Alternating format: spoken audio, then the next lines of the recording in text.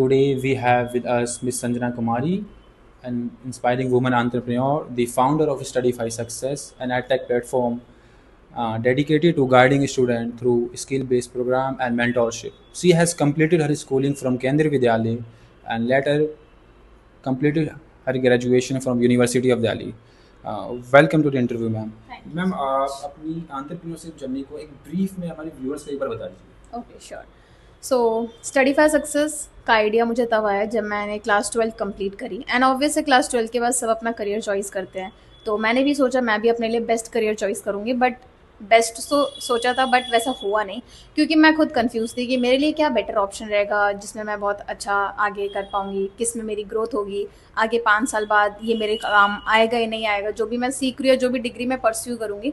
तो इतनी कन्फ्यूजन के साथ ही स्टडीफाई सक्सेस का जो इन्वेंशन हुआ है वो वहीं से हुआ है क्योंकि मैं खुद एक कंफ्यूज स्टूडेंट थी जिसको आज क्लैरिटी मिल चुकी है।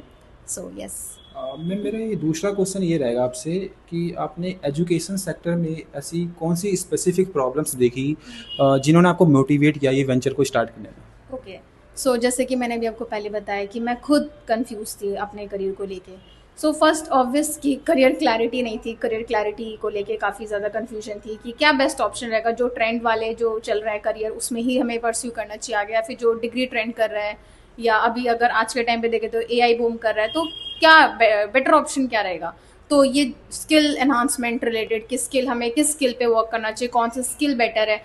तो इतने सारे क्वेश्चंस थे माइंड में, तब जाके कि हाँ ठीक है एजुकेशन सेक्टर में ही कुछ ऐसा करना चाहिए ताकि वहाँ पे जैसे मैं कंफ्यूज है वैसे और जो आने वाली जनरेशन है वो कंफ्यूज ना हो, तो मैं ये इंश्योर करूँ। तो मतलब आपका जो प्लेटफॉर्म है स्टडीफाई सक्सेस, जिसमें मैंने रीड किया कि आपने 2000 प्लस स्टूडेंट्स को आपने गाइड किया है, 1000 प्लस इंटर्न्स को आपने गाइड किया है. तो आपका प्लेटफॉर्म दूसरे प्लेटफॉर्म से कैसे डिफरेंट है, आप थोड़ा इस बारे में मुझे बता सकते हैं. ओके। सो जो हमारा प्लेटफॉर्म है फर्स्टली वो प्रैक्टिकल स्किल्स पे मैटर करता है बिकॉज थ्योरेटिकल सब्जेक्ट इंपॉर्टेंट है, थ्योरी पढ़ना ज़रूरी है, बट अगर हम उसको प्रैक्टिकली अप्लाई ही नहीं कर पा रहे अपनी लाइफ में, डे टू डे लाइफ में जो भी हम पढ़ रहे हैं, जो भी स्किल्स सीख रहे हैं वो अप्लाई नहीं कर पा रहे, तो क्या फ़ायदा उसका थ्योरी का। सो जितने भी जो अदर एडटेक्स है उनसे यही डिफरेंट करता है हमारा स्टडीफाई सक्सेस, ऐसे ही डिफ्रेंशिएट करता है कि हम लोग प्रैक्टिकल चीज़ों पे ज़्यादा फोकस्ड हैं, स्किल कोर्सेज पे, स्किल एनहांसमेंट जो कोर्सेज है उन पे ज़्यादा फोकस्ड है। सो ये सारी चीज़ें कि हम थ्योरी पे हैं, थ्योरी इंपॉर्टेंट है, बट यस प्रैक्टिकल एक्सपोजर ज़्यादा इंपॉर्टेंट है। मैं इसको अगर दो लाइन में कहूँ कि थियोरिटिकल नॉलेज से आप एकेडमिक एक्सलेंस तो कर सकते हैं, पर जब तक आपके पास विजडम नहीं होगी तब तक आप लाइफ में सक्सेस नहीं पाएंगे. तो थ्योरी प्लस प्रैक्टिकल नॉलेज होना दोनों ज़रूरी है अगर आपको लाइफ में सक्सेस करना है तो. तो मैम मेरा जो नेक्स्ट क्वेश्चन आपसे ये रहेगा कि ऐसी कौन सी स्ट्रैटेजीज़ है, जो की स्ट्रैटेजीज़ है जो आपके प्लेटफॉर्म को स्केल करने में आपको हेल्प करती है. ओके। सो जो प्रॉब्लम मैंने देखी जब मैंने 12th पास आउट किया तो मेरी प्रॉब्लम ये थी कि मैं करियर को लेकर काफ़ी कंफ्यूज थी। तो ऑब्वियस है स्ट्रैटेजी हमारी बिल्कुल क्लियर है कि हम लोग स्किल्स पर ज़्यादा फोकस्ड हैं एंड जो भी बच्चे क्लास 12 पास आउट कर लेते हैं उनको करियर क्लैरिटी कैसे फाइंड करना है, कैसे जो उनके लिए बेस्ट ऑप्शन है, एंड मल्टीपल चीज़ों में एक्सप्लोर करना ही हमें सिखाता है ना कि हम लोग किस में बेस्ट कर पाएंगे। सो हम ये स्टूडेंट्स को प्रोवाइड करते हैं, मल्टीपल अपॉर्चुनिटीज़ प्रोवाइड करते हैं ताकि वो खुद डिसाइड कर पाए कि हाँ मेरे लिए क्या बेस्ट रहेगा। अगर वो इनिशियली नहीं कर पा रहे डिसाइड, बट आफ्टर जब वो एक्सप्लोर कर ले, वो चीज़ें समझ ले, स्किल सीख ले, देन उनको खुद रियलाइज हो जाएगा यस मेरे लिए यही फील्ड बेस्ट है।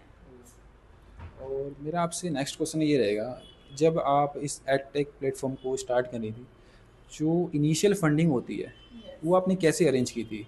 Okay. So yes initial funding ऐसा नहीं था कि हाँ जाके मैंने सीधा फंड रेज कर लिया। सो ऐसा कुछ भी नहीं है। एंड यस जो भी मैं एक और चीज़ यहाँ पे ऐड करना चाहूँगी, जो भी ये सोचते हैं ना कि अगर कोई स्टार्टअप रन कर रहे हैं तो उनके पास बहुत सारा फंड आया होगा, ऐसा कुछ भी नहीं है। एंड इनिशियली कोई ज़ीरो फंड था, बट जो भी सेविंग्स थी हमारी, एंड ऑब्वियस मेरे फादर ने मुझे बहुत सपोर्ट किया है, यहाँ पे मैं बोलना चाहूँगी।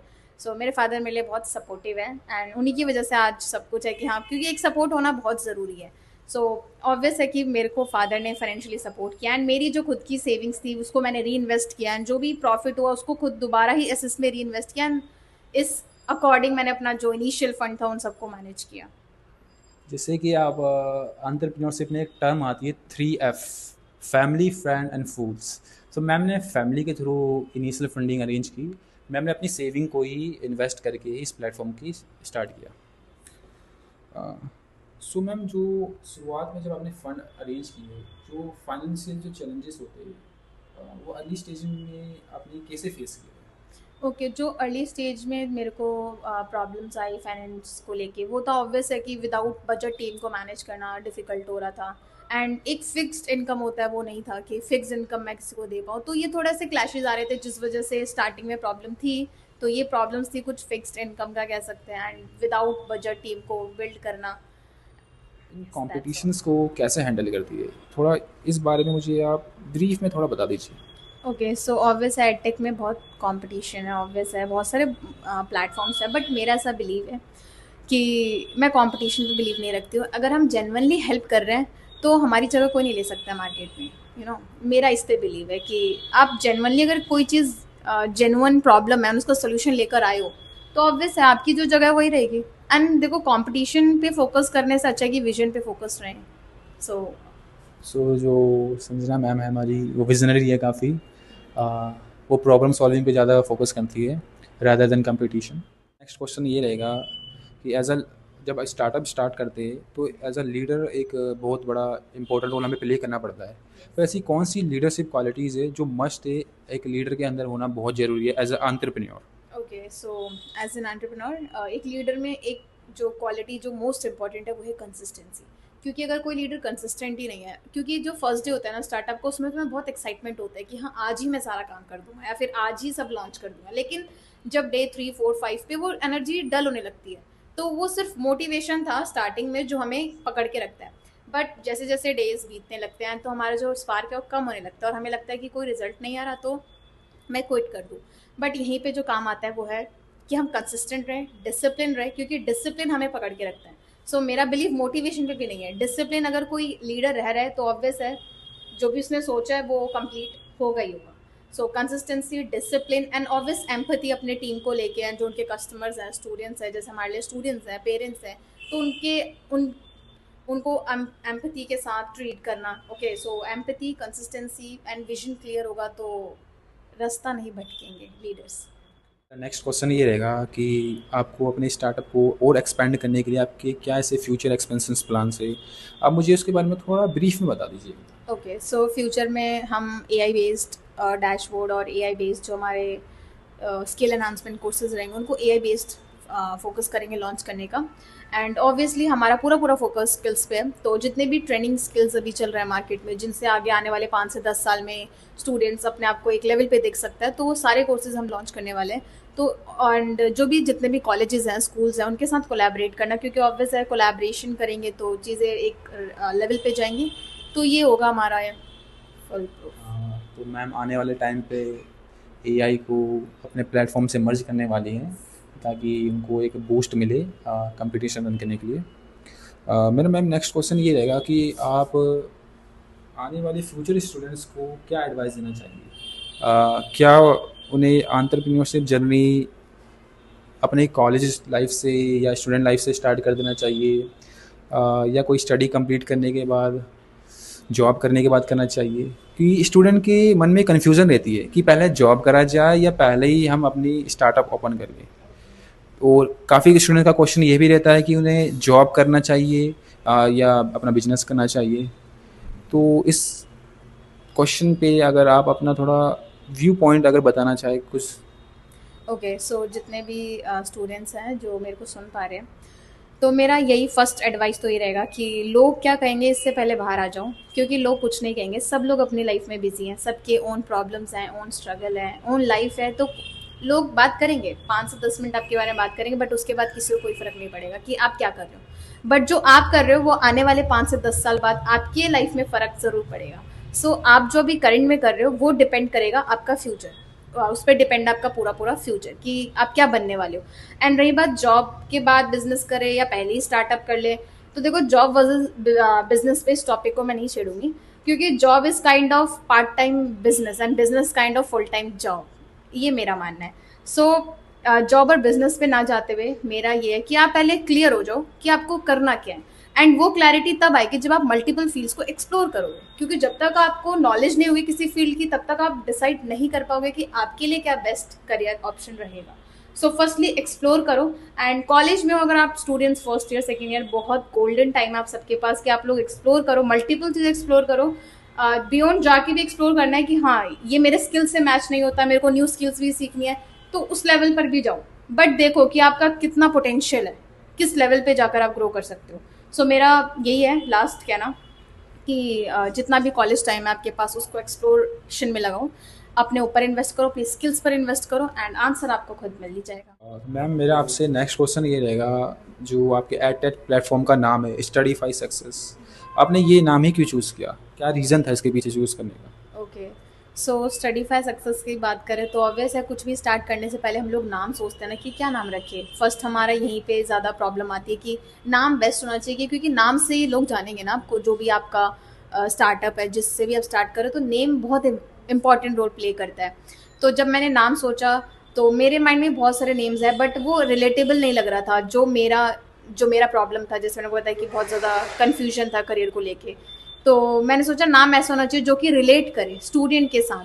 तो जो स्टडी फॉर सक्सेस है, इसमें दो वर्ड है, एक तो स्टडी एंड एक सक्सेस। सो जो स्टडी है वो क्लासेस, जो स्कूल गोइंग स्टूडेंट्स हैं उनको रिप्रेजेंट कर रहा है, एंड जो सक्सेस है वो हमारा रिप्रेजेंट कर रहा है कॉलेज गोइंग स्टूडेंट, क्योंकि जब भी हम स्कूल में रहते हैं तो हमारा फुल फोकस स्टडीज़ पे रहता है, एंड जब हम कॉलेज में जाते हैं तो ऑब्वियस है कि हमें सक्सेस होना है, सक्सेसफुल होना है। सो इन दोनों के कॉम्बिनेशन से जो नाम बना है, एंड यही हमारा जो टारगेट रहता है कि हमारे जो स्टूडेंट्स हैं इंपॉर्टेंट, उनको ही रिप्रेजेंट कर रहा है, तो हमारा नाम भी उन्हीं को रिप्रेजेंट कर रहा है, जैसे कि हमारा काम है। सो मैम मेरा नेक्स्ट क्वेश्चन आपसे ये रहेगा कि एज अ एंटरप्रेन्योर हमें काफ़ी चैलेंजेस प्रॉब्लम्स को फेस करना पड़ता है।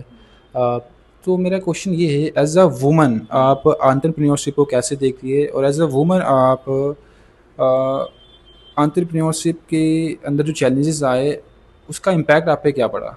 क्योंकि हमारी काफ़ी ऐसी जो फीमेल्स स्टूडेंट्स है, आज कंट्री वुमेन एम्पावरमेंट की बात कर रहा है, तो उस पॉइंट ऑफ व्यू से आप एंटरप्रेन्योरशिप को अगर इससे कनेक्ट करके देखें तो क्या व्यू पॉइंट है आपका? Okay, so as a women और एज एंटरप्रेन्योरशिप वर्ल्ड में जाना इतना कोई इजी नहीं है, बट हाँ अगर मैंने बोला इजी नहीं है तो इसका मतलब ये भी नहीं कि इम्पॉसिबल नहीं है, कि मतलब पॉसिबल ही नहीं है ये चीज़ें।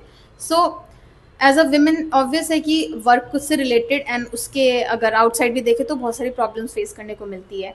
तो अगर कोई वेमेन अपना स्टार्टअप स्टार्ट करना चाह रही है तो वो ये ना सोचे कि मतलब एज अ पर्सनल लेवल पे भी प्रॉब्लम्स आएंगी। ऑब्वियस है कि पर्सनल लेवल प्रॉब्लम्स आएंगी, जो प्रोफेशनल लेवल उस पर भी प्रॉब्लम्स आएंगी, बट ऑब्वियस है देखो ओवरकम तो करना ही पड़ेगा जितनी प्रॉब्लम्स है, क्योंकि जैसे जैसे प्रॉब्लम्स को करते जाओगे, सॉल्व करते जाओगे, एंड उस लेवल तक आप पहुंचते ही जाओगे। सो जो मेरी प्रॉब्लम्स थी, जितनी प्रॉब्लम्स थी, अगर हम बात करें एज ए विमेन की, ऑब्वियस है वर्क लाइफ में भी प्रॉब्लम एंड पर्सनल लाइफ में भी प्रॉब्लम्स आती है, क्योंकि एज अ विमेन उस फील्ड में उतरना थोड़ा सा पॉइंट ऑफ व्यू लोगों का भी चेंज हो जाता है कि यस अब तो विमेन है, थोड़ा वीक है, या फिर हम वो डोमिनेट कर सकते हैं, काइंड ऑफ वाला एटीट्यूड।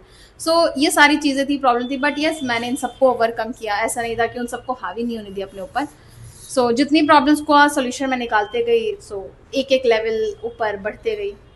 सो मैम की ये बात सुन के मेरे को एक चीज़ आ रही है, अब जिस चीज़ पे आप फोकस करोगे उसका साइज़ बड़ा होता जाएगा। अगर आप प्रॉब्लम पे फोकस करोगे तो प्रॉब्लम का साइज़ बड़ा होगा, सॉल्यूशन पे करोगे तो सॉल्यूशन का।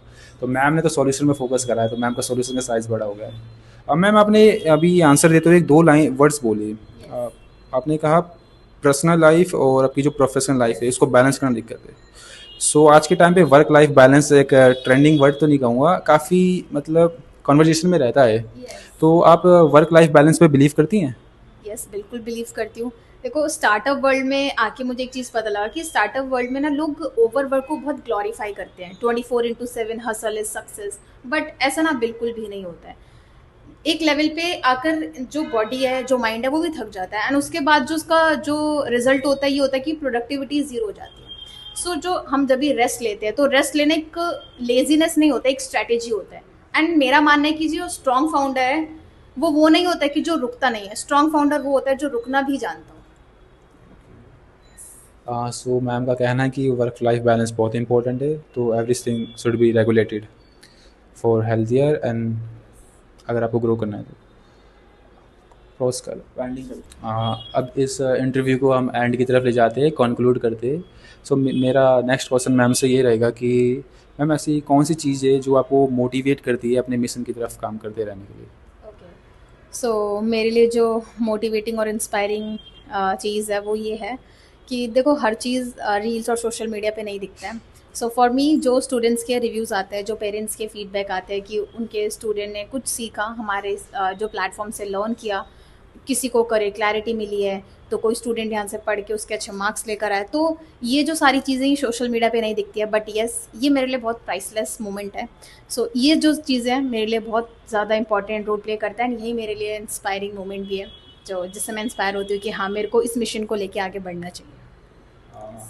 तो इस इंटरव्यू को आप यहीं एंड करते हैं। Thank you so much ma'am अपना प्रीसियस वैल्यूएबल टाइम देने के लिए।